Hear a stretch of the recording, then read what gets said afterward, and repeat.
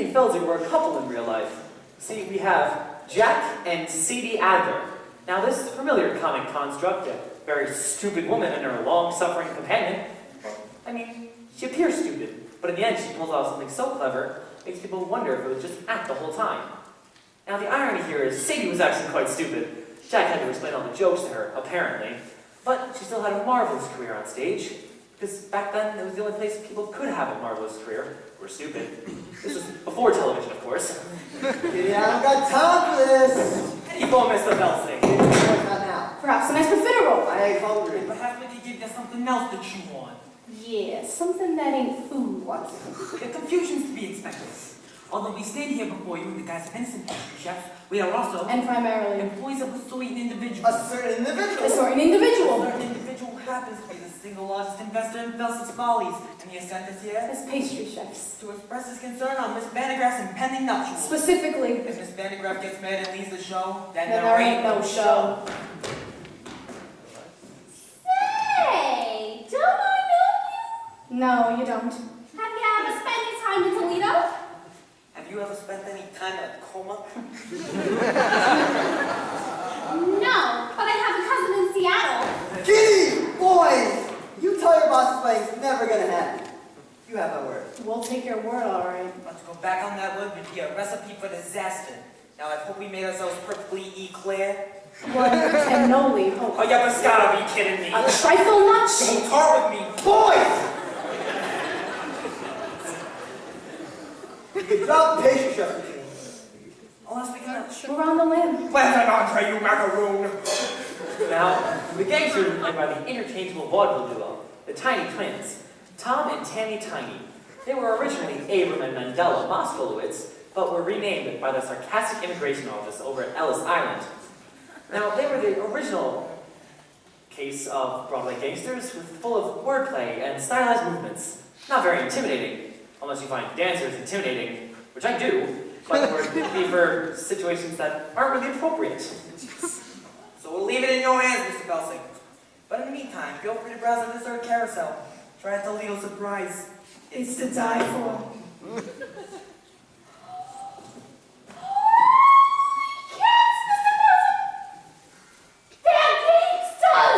Very perceptive, Kitty. Now go powder your face. I gotta stop the sweating. But how? Oh, Lord in heaven, how? How? I always thought that part was a little bit overplayed. But with the story well on its way, we go to the groom's room.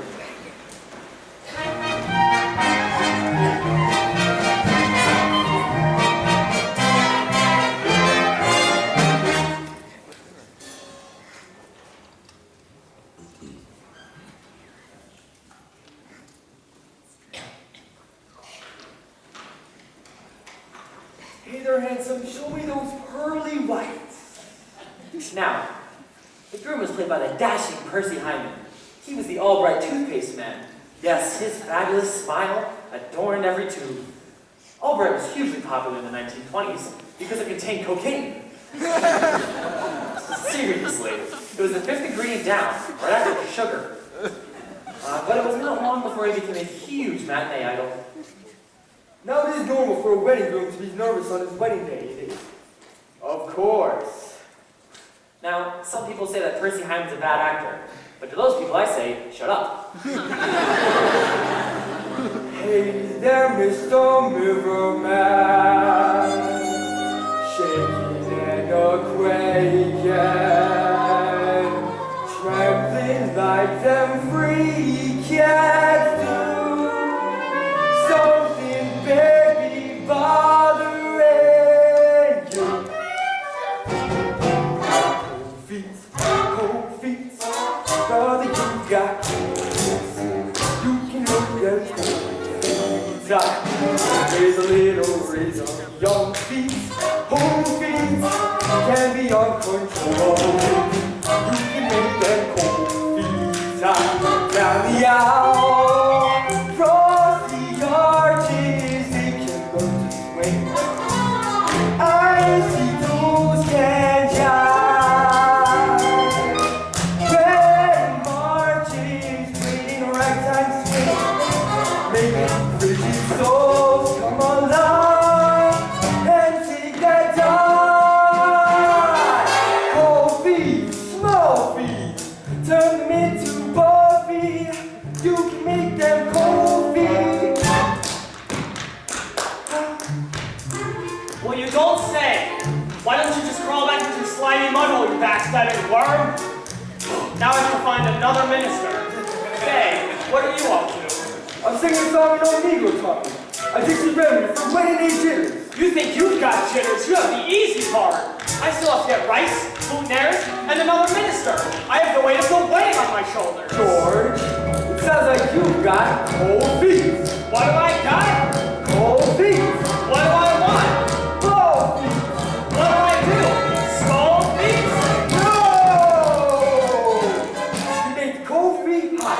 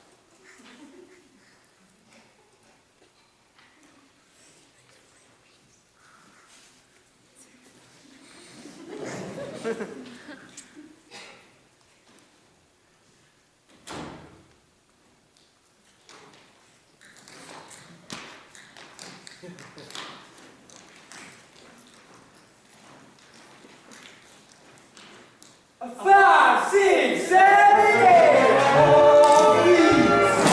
Cold feet. Brother, you got cold feet. You can make them cold feet hot.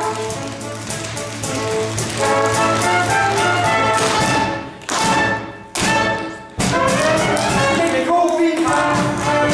Make the cold feet hot.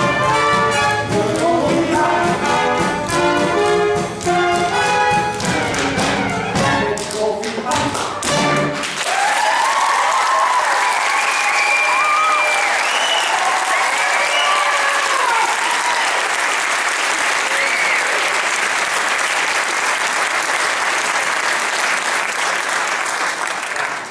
I love Percy Hyman. I like to keep him panting and sweating after a long dance or two. He's still alive, you know. I recently saw him on the news celebrating his 100th birthday. To say that the years have taken their toll on him would be a grotesque understatement. I mean, they wheeled him out, and he had this look on his face that says, Who are you, and who am I, and why is that cake on fire? You know what I mean? Yeah. Well, that's enough of that, tap dancing like a fool. Sorry, George, I've got the nerves. It's my wedding day after all. Well, tap dancing is too dangerous. You could have snapped an ankle. Why don't you go out for a walk instead? That's what I do when I want to blow off some steam. George, you think of everything. Oh, wait. No. You're not going out like that. You might see Janet. Why don't you put on this blindfold? George, what would I do without you? Just looking out for you, my boy. And no more tap dancing.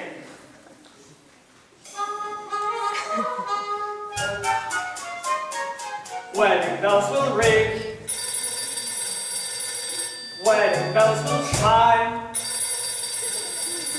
Wedding bells will celebrate. I'm sorry, it does this occasionally. It rings. It'll stop soon. Just wait. What? What do you want? It'll stop. Hello. You've reached my answering machine. Leave a short message after the tone, and I'll call you back at my convenience. Well, that's it. Moment's ruined. That's it. It's like a cell phone going off in the theater. God, I hate that. Hey, what are you doing? Oh, nothing. I'm just in the theater, ruined in the moment. Oh, I couldn't get out tonight, so I thought I'd ruin the moment by proxy. Hate it. All right, let's just stop. Let's get that out of our heads. Let's go back in our minds to 1920. They didn't have cell phones in 1920. Sure, they had something to ruin the moment, though. Bugles or something. Happy wedding time.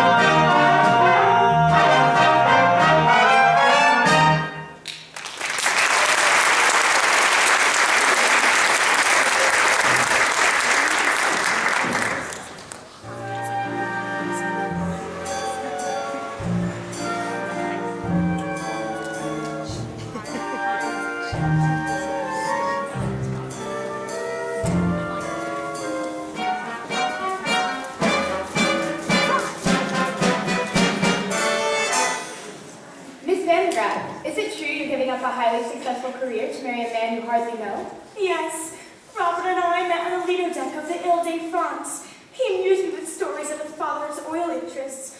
We spooned, briefly, and then he proposed. So you won't be returned to the stage ever? I shan't. You shan't? I shan't. Can we quote you on that? Of course. One more question? Yes. Why in the world would anyone put olives in a Gibson? Got a question. Janet, why would you use the footlights when you know you got grease paint in your veins? Oh, Victor. Janet, I'm begging you. Dump the mug. Stay with